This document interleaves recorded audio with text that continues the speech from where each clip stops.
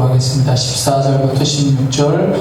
그러므로 우리에게 큰 대제사장이 계시니 승천하신 이 곧 하나님의 아들 예수시라. 우리가 믿는 도리를 굳게 잡을지어다. 우리에게 있는 대제사장은 우리의 연약함을 동정하지 못하신 이가 아니요 모든 일에 우리와 똑같이 시험을 받으신 이로되 죄는 없으시니라.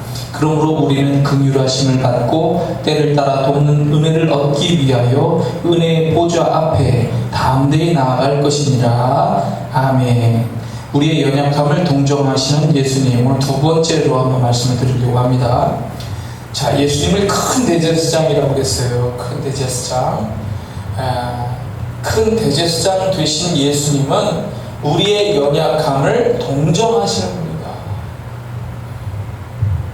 같이 고난을 당하며 실질적으로 돕는 분이시다 라고 하는 뜻입니다. 같이 고난을 당하며 그 아픔을 이해하고 understand, 영어로는 이제 understand이라고 보통 얘기하지만 그리고 아래로 내려와서 그와 같이 고난을 당하고 실질적으로 돕는 것.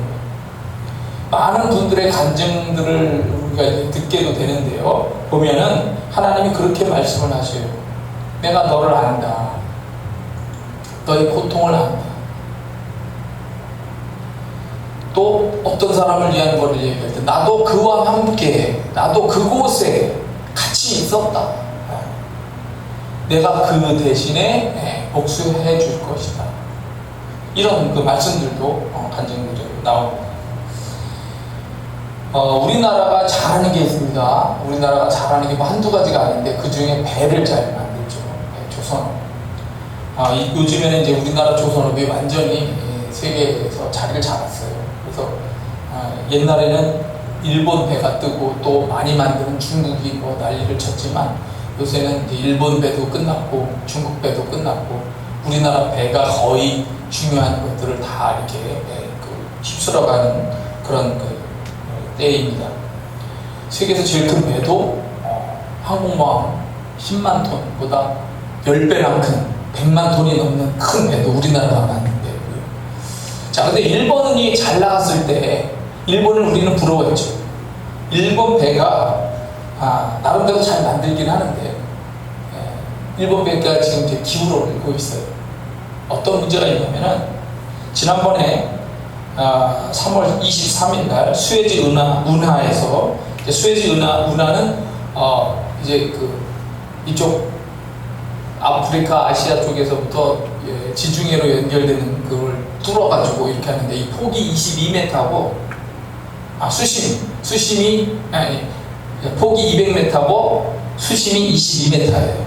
그렇게 크진 않습니다. 그러니까 큰 배가 지나갈 때는 이제 그냥 겨우 하나 지나간다 이런 느낌처럼 되는 그런 곳인데 컨테이너선인 에버 기분호가 여기서 좌초가 됐어요. 그리고 고민을 하다가 11일 만에 문제가 해결되긴 했는데 이 배가 400m짜리 배입니다. 일본이 만든 거예요.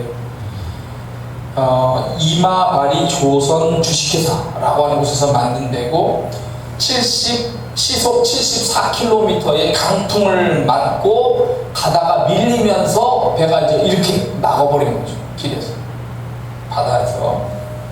그래서 일본 입장에서는 이게 최고의 화물선이에요. 총 톤수는 22만 4천 톤의 아주 큰 배입니다. 수에즈 운하의 이 좌초되는 사건 때문에 세계 물동에 비상이 걸렸고 손해배상만 수조에서 수십조 원에 이른다 이런 얘기가 있고 그 당시에 그 수에즈 운하를 지나기 위해서 배가 450척이 대기를 하고 있을 정도로 파장이 컸던 그런 상황이었습니다. 근데 배라고 하는 것은 바람을 이겨내고 갈 수 있는 능력의 배를 만들어야 되는 거예요. 그다음 두 번째는 일본의 원 에이퍼스라고 하는 이 배가 중국에서 출발해서 미국으로 가던 중에 강풍하고 특히 파도를 만나서 이게 기울입니다. 파도가 와도 이겨낼 수 있는 그 균형을 잡는 능력이 있어야 되는 거예요, 배가. 그런데 그 강풍과 파도에 밀려가지고 이 배가 이렇게 기울면서 싣고 있던 화물들이 바다로 떨어졌는데 이게 위험 물질, 특히 아주 극한, 아주 굉장히 안 좋은 위험 물질까지 가지고 있었던 그런 화물들이 떨어져서 바다에 비상이 걸린 그런 상황이 연출되기도 했습니다. 또 일본 쯔네이시 조선이 제작한 파나마 선적의 39,000톤급 크림슨 폴라리스라고 하는 벌크선입니다. 벌크선이라는 말은 저도 이제 잘 모르니까 한번 찾아봤는데, 포장을 하지 않은 화물을 운송하는 것을 벌크선이라고 합니다. 그러니까 무슨 곡식이라든지 석탄이라든지 이런 거 말이죠. 목재. 이 벌크선인데 일본 해안에서 이게 가다가 뒤쪽이 깨지면서 두동강이 나버렸어요. 그래가지고 그 바다에 기름이 유출되면서 비상이 걸리는 그런 이제 상황이 됐던 거죠. 그래서 일본이 만든 배가 바람이나 파도나 그리고 두동강이 날 정도로 잘 못 만들어서 이렇게 문제가 되고, 우리나라는 배를 참 잘 만든다는 소문이 나게 된 거예요. 우리나라 세월호 배가 일본 배예요. 뭐 연관된 걸어 얘기하고 그런 거죠. 근데 우리가 하나님을 생각할 때 하나님은 강하신 분으로만 항상 생각하지만 하나님도 약한 부분이 있어요. 그 약한 부분은 뭐냐면 약한 자들을 그냥 내버려 둘 수 없는 그런 부분입니다. 약한 자들의 고통, 약한 자들의 눈물, 약한 자들의 그 절규, 약한 자들의 기도, 그것에 대해서 하나님이 어찌할 줄을 모르신다는 그런 부분을 느낄 수가 있는 거예요. 성경을 통해서. 그래서 고아의 아버지다. 하나님을 표현하기를 고아의 아버지다.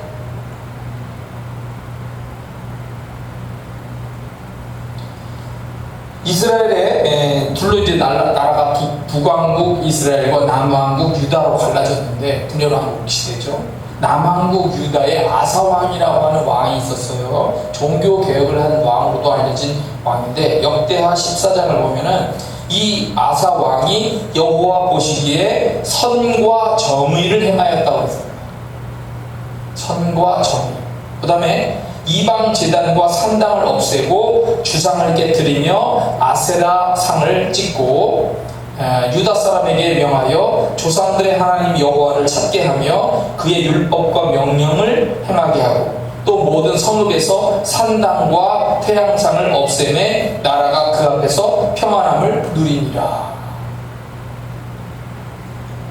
이 이스라엘 전체가 원래는 이제 요즘 지도로 보면 이스라엘이 좀 커진 느낌이긴 해요. 왜냐면 이스라엘 우리가 지도로 알고 있는 어떤 그 경상북도만 하다고 그랬거든요. 조그만데 이게 지금은 저쪽 아래쪽까지 이렇게 그 아라비아 그 바다 있는 쪽으로 이게 영역이 넓어졌어요. 넓어지긴 했는데, 여하튼 그래봤자 그다 옛날로 생각해 보면은 이 남한국 유다가 그렇게 크지 않아요. 그렇게 크지 않은데 하나님이 이 아사 왕이 그렇게 좋은 일을 하니까 복을 주셔가지고 나라가 부강해지면서 군대에 나갈 수 있는 병력이 48만 명. 군대 병력 엄청난 거죠. 48만 명. 그런데 구스 사람이라고 하는 세라가 100만 명을 끌고 쳐들어옵니다. 내가 가진 병력이 48만 명에도 굉장히 뻐길 만한 어떤 힘인데, 내가보다 2배가 많은 100만 명이 쳐들어오는 거예요. 병거 300대를 거느리고. 이거 뭐 풍전등화하고 이길 가능성이 인간적으로는 희박하죠. 100만 명이 뚫고 막 물밀듯처럼 성벽을 타고 올라오고 막 이렇게 한다고 생각해보세요. 이길 가능성이 얼마나 있겠어요. 그냥 뭐 기도할 수밖에 없는 거예요, 당연히. 그래서 아사왕이 하나님께 기도합니다. 하나님, 자, 역대하 14장 11절에 보면은 여호와여, 힘이 강한 자와 약한 자 사이에는 주밖에 도와줄 리가 없사오니. 저 강한 자하고 나는 약한데, 응? 나 약한 입장에서 내가 누구한테 내가 호소를 하겠습니까? 옆에 나라 누가 나를 도와줄 만한 나라가 있습니까? 내가 지금 온전히 나 혼자서 지금 이 문제를 해결해야 되는 상황인데, 주님밖에 도와줄 분이 없어요. 우리 하나님 여호와여, 우리를 도우소서. 우리가 주를 의지하오며 주의 이름을 의탁하옵고 이 많은 무리를 치러 왔나이다. 여호와여, 주는 우리 하나님이시오니 원하건대 사람이 주를 이기지 못하게 하옵소서. 그 기도를 합니다. 간절한 기도였겠죠, 그죠? 근데 전투가 벌어졌는데 어떻게 됐냐면 적들을 이기게 됐는데 적들 중에서 100만 명 중에서 살아남아 돌아간 자가 거의 없다고 했어요. 어찌 이런 일이.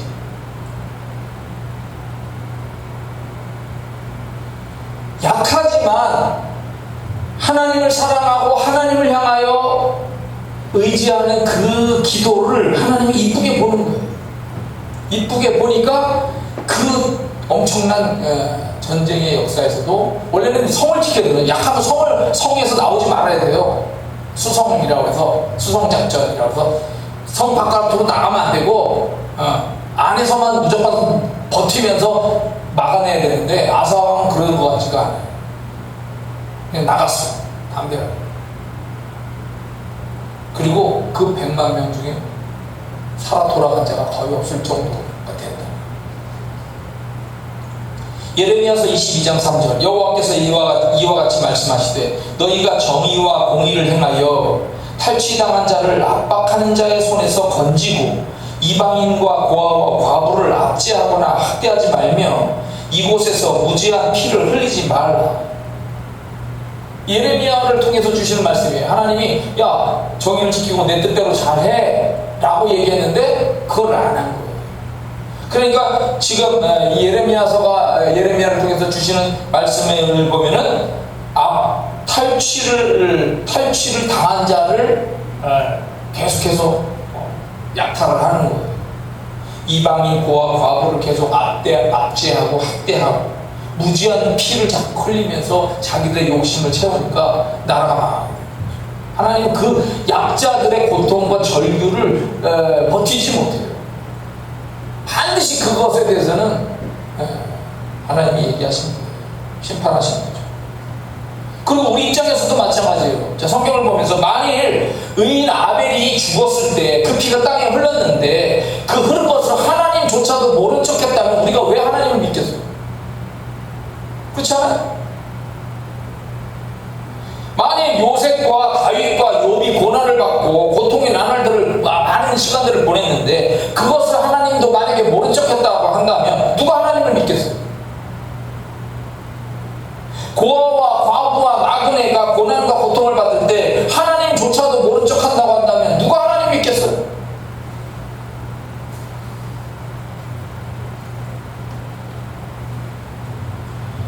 영적인 세계에서 아주 유명한 목사님 중에 한 분이 찰스 스펄전 목사님입니다. 찰스 스펄전 목사님 19세기에 활동한 1800년대 분이에요. 1800년대 19세기에 활동하신 분인데 아주 그 믿음의 영향력이 지금까지도 크신 목사님이십니다.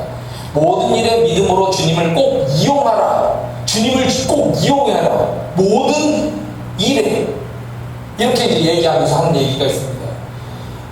만일 당신이 어두운 형편에 이르게 되면 빛으로 인도하시는 주님을 태양으로 사용해요.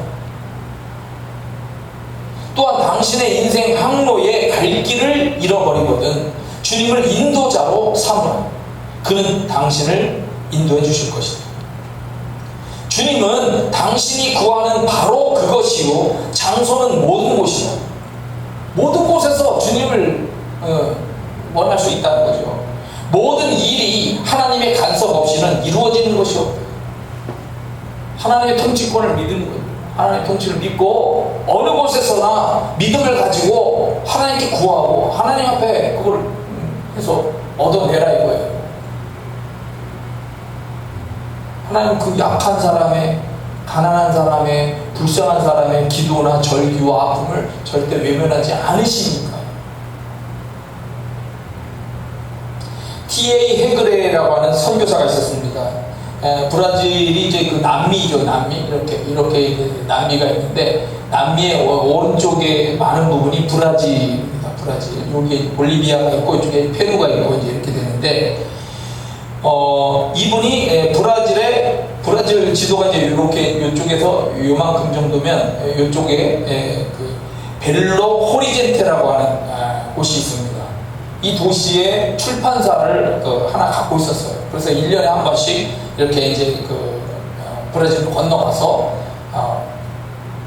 여러 가지 상황들을 보고 선교단체들을 돌아보면서 돕기도 하고 아마 이런 활동을 했습니다.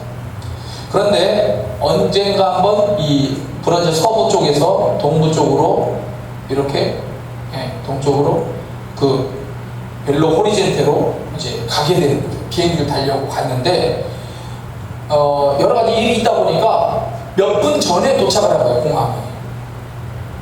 표는 아직 남아있어요. 남아있고, 그렇지만 매표소 직원은 거절했습니다. 왜냐하면 비행기 출발 시간이 그 당시에는 얼마 남지 않아요. 요즘하고 좀 달라서. 요즘엔 막 차저로 돌아다니죠.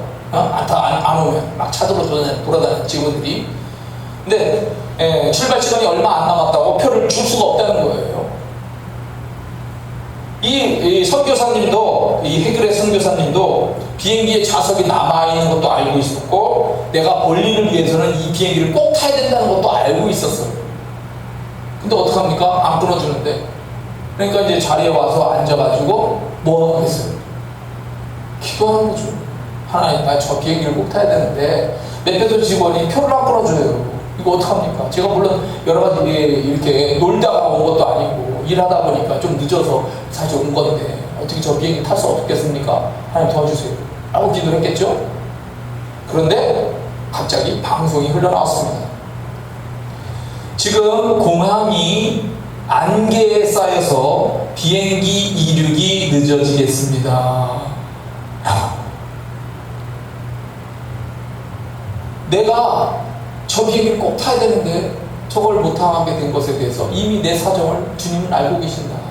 내가 여기에 놀러 온 것도 아니고 하나의 선교를 위하여 오는 곳인데 이렇게 나의 필요를 아시고 주님께서 이렇게 간섭해 주시는구나 라고 하는 것을 느끼고 감사하면서 매표소 창고로 다시 갔죠.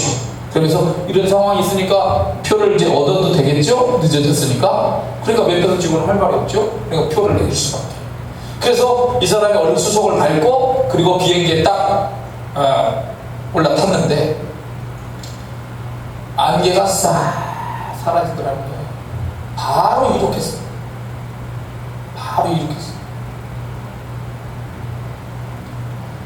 신기한 자연적인 하나의 현상일 수 있지만 믿음으로써 우리가 약한 사람이 되어서 하나님 앞에 어떤 일을 위하여 이렇게 구하고 하면 거기에 따르는 자연의 현상의 기적들도 일어나고 그러는 거예요.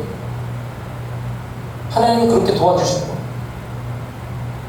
여러분 명강사 중에 김창옥 교수라고 좀 예쁘고 귀엽게 생긴 교수님 보신 적 있어요? 김창옥 교수라고. 이분이 만든 그 책을 저도 읽어봤는데 그 중에 그 감동받은 글귀가 뭐냐면 촬영을 하잖아요. 영상을 촬영하고 사진을 때로는 찍는데 저도 페이스북에서도 이제 그 사진 그 클럽이 있어서 그런 데 들어가서 사진을 뭐 계속 봅니다. 하루에도 전 세계 사진들을 보게 됩니다. 그런데 그 사진을 볼 때 촬영하고 찍는 것보다 만큼 중요한 일이 있다는 거예요. 뭘까요? 자, 잘 찍어요. 영상을 잘 찍고 사진을 찍어요. 그거보다 그거하고 똑같이 중요한 일이 있어요. 그게 뭘까요?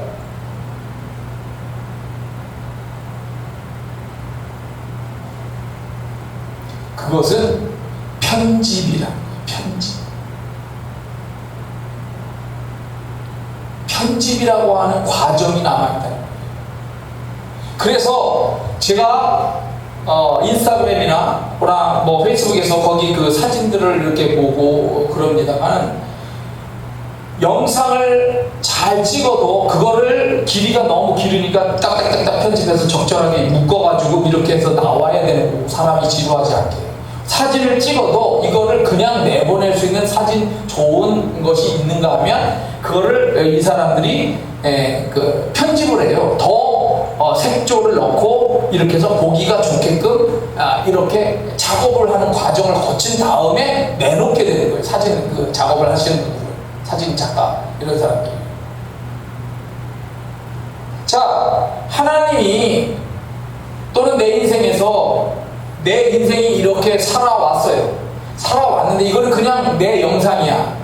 내가 일상을 살아가는 내 영상인데 신앙적으로 이 문제를 보면 하나님 앞에서, 하나님의 편에서는 아직 영상에 대한 편집 작업이 남아있다는 거예요.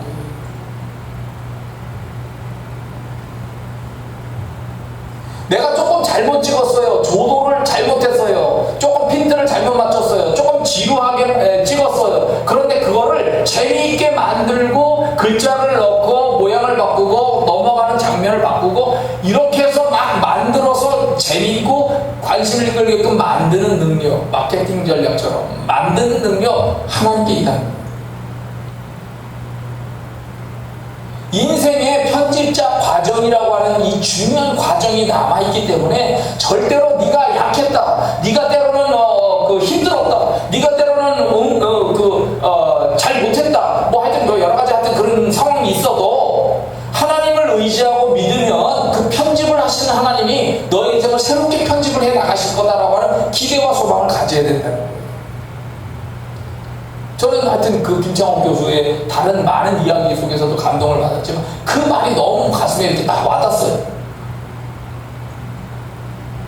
아, 나는 연약하지만 하나님은 편집하실 수 있는 그런 능력을 가지고 계신 분이다. 그러니까 그 하나님을 믿고 약한 내가 힘을 내야 돼요. 재미사업가 백영중 씨라고 하는 분이 있습니다. 이분은 정직과 성실로 미국을 정복했다라고 하는 책을 쓴 사람이에요. 미국에서 강철왕이라고도까지 그 별명이 붙었다고 해요. 원래 강철왕은 카네기거든요. 그 억만장자 카네기, 철강왕. 근데 이 사람에게 한국 사람인데도 강철왕이라고 하는 그런 그 별명을 붙였다고 그럽니다. 이 사람이 나는 정직과 성실로 미국을 정복했다라고 책을 썼는데 원래 제목은 뭐냐면 No money, no English. 나는 돈이 없어. 난 영어도 못해. 이라는 뜻입니다. No money, no English. 난 돈도 없어. 영어도 못해. 근데 이 사람이 펜코스틱이라고 하는 회사의 회장입니다. 철골 아이빔, 이렇게 아이빔이죠. 이렇게 집을 짓거나 이 아이빔을 생산 판매해가지고 연 매출액이 2억 불이 납니다. 경량 철골 업계에서는 시장 점유율 60%에 이르는 아주 큰 회사라고 합니다. 근데 이 사람이 처음에 태어난 것이 평안북도 선천입니다. 그리고 남하했죠. 전쟁 나고 하면서 홀홀 다시 남하해가지고 남쪽에서 살아보려고 몸부림을 쳤는데 잘 안 됐어요. 그럴 수 있죠. 그런데 어떻게 해가지고 미국으로 가게 되는 거예요. 미국에 가서도 그냥 될 수 있을까요? 엄청난 고생을 하면서 자수성가해가지고 그런 회장이 됐다. 근데 이분이 이렇게 얘기합니다. 하나님께서 내게 은혜를 주셔서 좋은 분들을 많이 만나게 해주셨습니다. 좋은 기회를 많이 주셨어요. 그것에 대해서 내가 늘 감사하며 살았습니다. 너무 고달프고 어려울 때 있어요. 식당에서 일을 할 때도 있어요. 그 어려운 가운데서 그는 이렇게 생각했다는 거예요.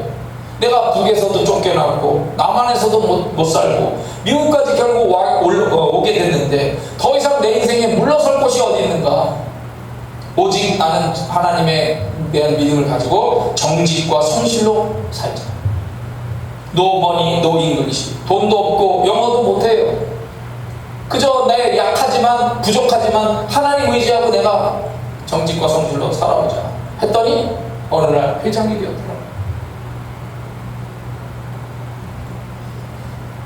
그의 눈물의 기도, 그의 배고픔의 기도, 그걸 하나님 들어주시는 거예요.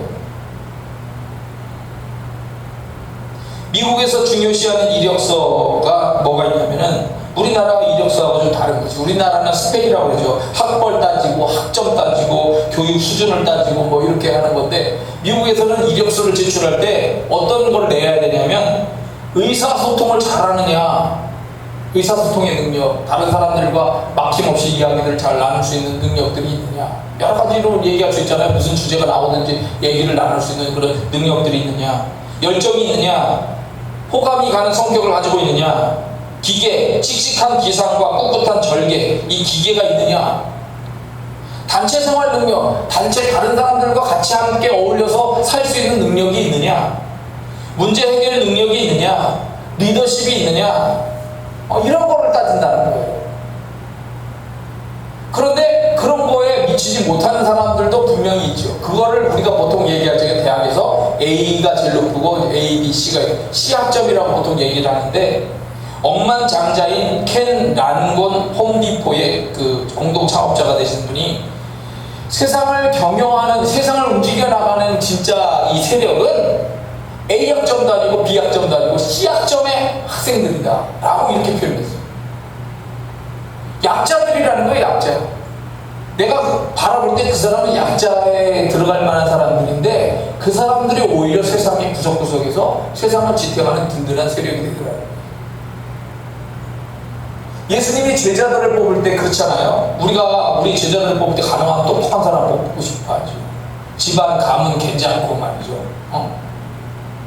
근데 제일 못 배운 낮은 세력, 거의 뭐 학벌이라고 하는 거의 없을 만큼의 어부들, 예수님의 12제자 중에 반 이상이 어부들이에요. 제일 문제가 많다라고 하는 세리입니다. 혁명을 꿈꾸는 열혈당 출신.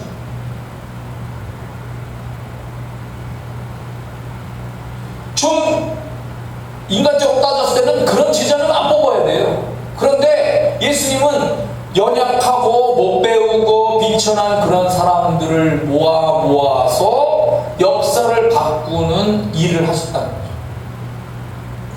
그렇게 중요한 일에 사용되게끔 만들 수 있는 능력은 그런 예수님밖에 없어요. 하나님밖에 없어요.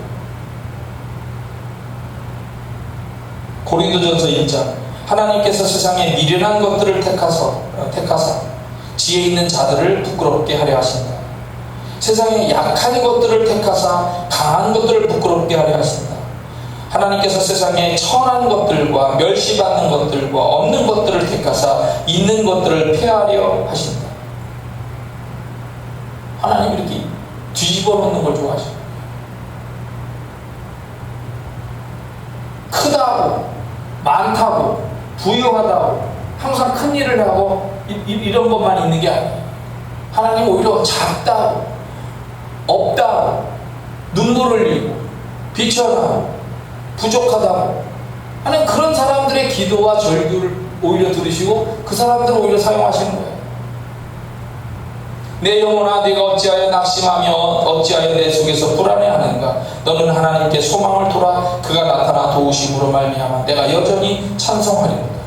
낙심될 일이 상황이 있지만 나를 바꾸신, 내 미래를 바꾸신 하나님을 바라보니까 힘을 내야 된다. 힘을 내자 라고 다윗이 고통 가운데 기도하는 내용이죠.